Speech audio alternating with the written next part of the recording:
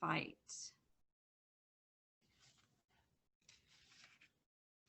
Okay, Act 5, Scene 5, back in Macbeth's castle. Um, Macbeth starts out and he is again just preparing for battle, getting ready, and all of a sudden we hear a woman crying off stage, and um, Seton runs out. I'm going to go see what that was. So he runs out to see who was crying, where the scream came from, comes back in and says that Lady Macbeth is dead. Um, she has died. She took her own life, and Macbeth's response to that is again another example of his tragic heroism. There was one point where he loved his wife and cared about her so deeply that here he says, and I'm going to read the transition or the translation. He says, "She should have died at another time. There would have been a better moment for such news. Tomorrow and the day after and the day after, the days creep on, one after another at a dismal pace until the last word of time's record is spoken. And all of our yesterdays have lighted the way for fools to die and turn to dust." So he doesn't seem that he's so much mourning her death as just kind of seeing it as an inconvenience. Like, she should have died a different day. If she would have just waited until tomorrow, I'd have time to deal with this. But right now I've got to worry about battling these soldiers that are gathering outside my castle. And so Lady Macbeth's death here just seems like is it just an inconvenience to Macbeth at this point. So he's definitely changed since the beginning of this play. In the beginning, he just wanted to get to Lady Macbeth and tell her the news, and then things went very bad from there when she encouraged him to kill Duncan. And now here I wish she would have died another time, then I could have worried about that. But right now I have to worry about this upcoming war. So in comes a messenger with some news. He says, "As I stood watch on the hill, I looked toward Burnham, and it soon appeared to me as if the woods had began to move." And Macbeth says, "Liar and villain." Messenger, "Let me suffer from your anger if it's not true. You can see it coming less than 3 miles away. I tell you, it's a moving forest." What's happened here? The forest is marching to Macbeth's castle. By pulling down those tree limbs and hiding their numbers of their army, they have literally created a moving forest. And so here we see that prophecy, and Macbeth comments on it. He says, "My courage falters, and I begin to fear the trickery of the devil, for he tells lies that seem true." Equivocation, double entendre. We've talked about those. So telling the truth, but also telling lies. "Don't be afraid till Burnham Wood comes to Dunsinane. And now the woods are coming toward Dunsinane. To arms, let's attack. If what this man tells me is really true, neither running away nor waiting here is possible. I'm beginning to grow weary of sunlight and wish that the universe itself were wiped away." So Macbeth here is starting to feel some fear over the witch's prophecies, where he was very confident. Okay.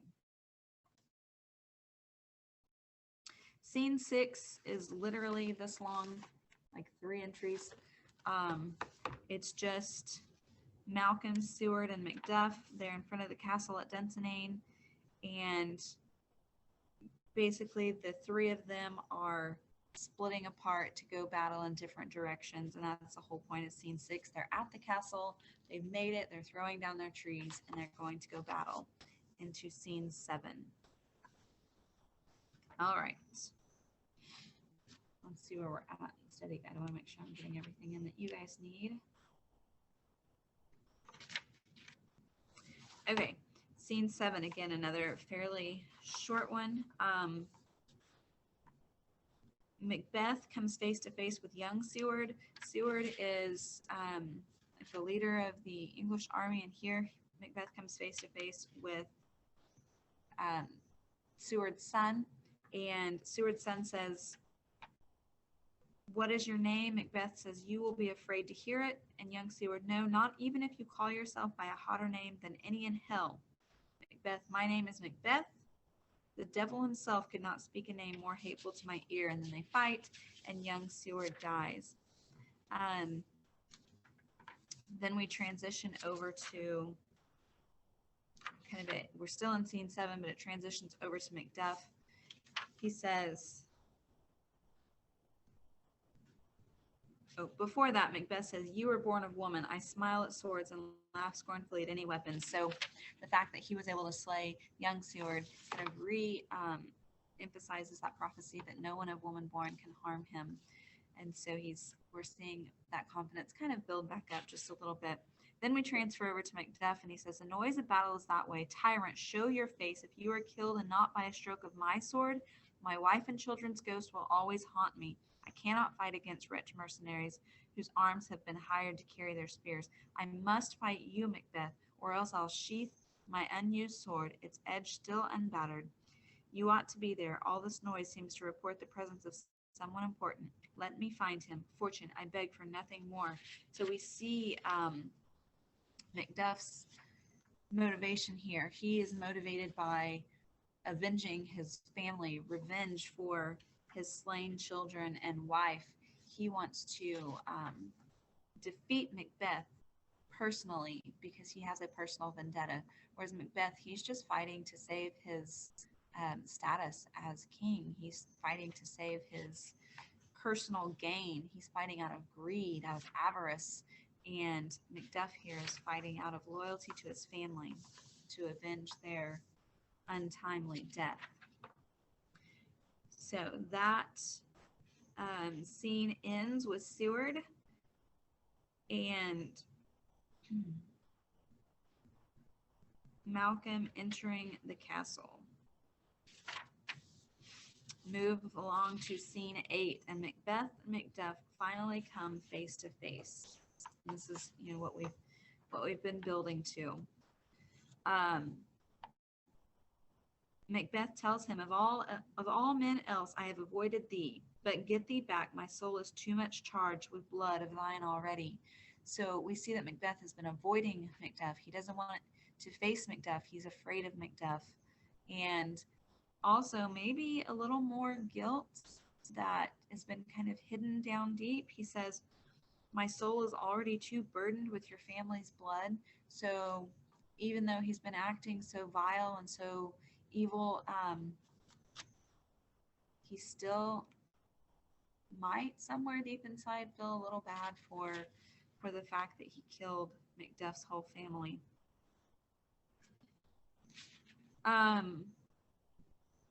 Macduff won't go. He has motivation here. He's fighting for his family. He says, "I have nothing to say. My voice is in my sword, you villain, two murderers to be described in words." And so they start to fight. And Macbeth tells him, "You're wasting your strength. I can't be beat by a woman beat by a man born of woman." And he's telling this to Macduff, and Macduff's response, "Lose hope for your charmed life, and let the demon you've been serving tell you that Macduff was prematurely ripped from his mother's womb."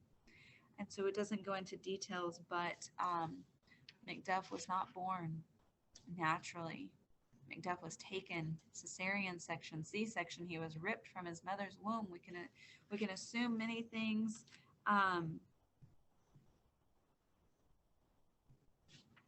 That in this time, a woman's dying and she's pregnant, and take the baby to save the baby's life. That could have been the issue. She could have been sick, complications, but he was taken from his mother's womb. He was never born naturally. So technically, he was never born of woman.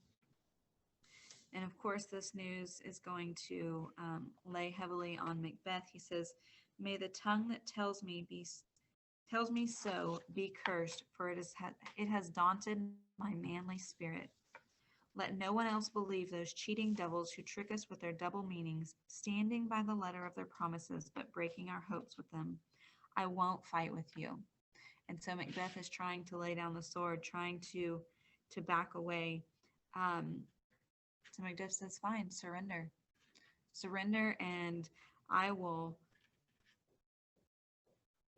he says, let me find the lines here.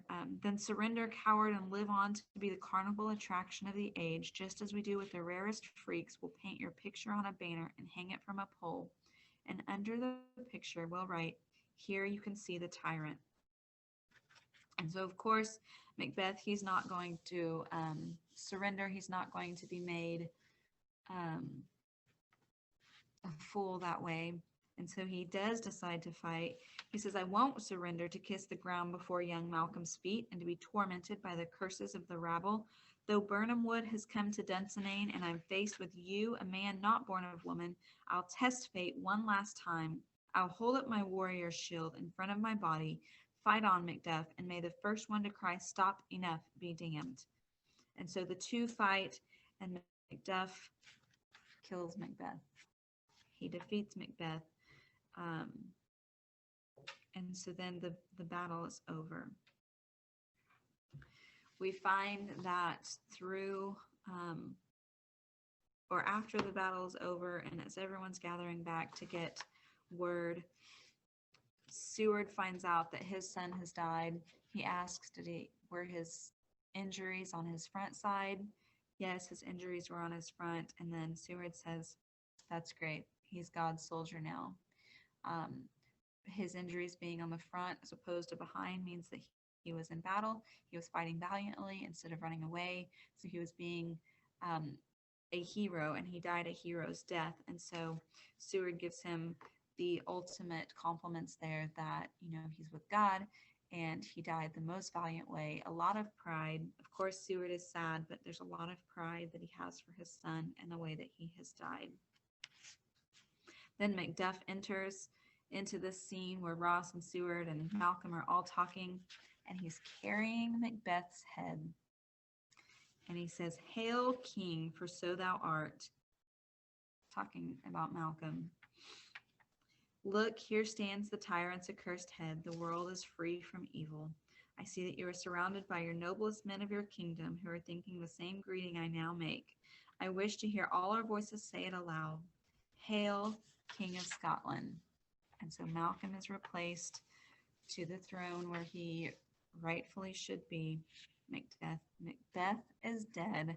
Macduff has avenged his family. All is right where it should be in Scotland. And so Malcolm, we end with his speech as he takes the throne. He says, I shall not waste much time before I reward each of you for your services so that I don't remain in your debt. My thanes and kinsmen, from now on you will be called earls, the first men ever honored by that title in Scotland. There's more to be done which should be carried out quickly to begin our new age. For example, we'll call home from abroad for exiled friends who fled to escape the shrewd tyrant, and we'll bring to justice the cruel agents of this dead butcher and his fiendish queen, who, it is believed, took her life by her own violent hands. Whatever else we are called upon to do, we shall carry it out fully, at the proper time and place, by the grace of God. So thank you to all of you together, and to each one of you, and we invite you to see us crowned at Scone. So in Malcolm's final speech of the play, the last lines of the play, we see him refer to Macbeth. He calls him, where did it go? Dead butcher and fiend-like queen. So Macbeth ruled as a butcher, as evil and terrible as could be. His greed, his ambition, his need for more power and more stature and to control everything was his end. That was his demise. So we can learn a lot from Macbeth. Learn a lot about the power of greed and the power of unbridled ambition. It's good to be ambitious, but there's definitely some level of control that we need as well. Anyway, so that's Act 5. You guys, I still want you to read it, to go through, get some of those other parts, but that kind of gives you a summary of what's happened. So Macbeth, Many of you predicted that he would die. He did die at the hand of Macduff, the one person that he did not want to face. So, all right. You guys have a great day. I will see you tomorrow and we'll answer any questions, and we will have an Act 5 quiz. So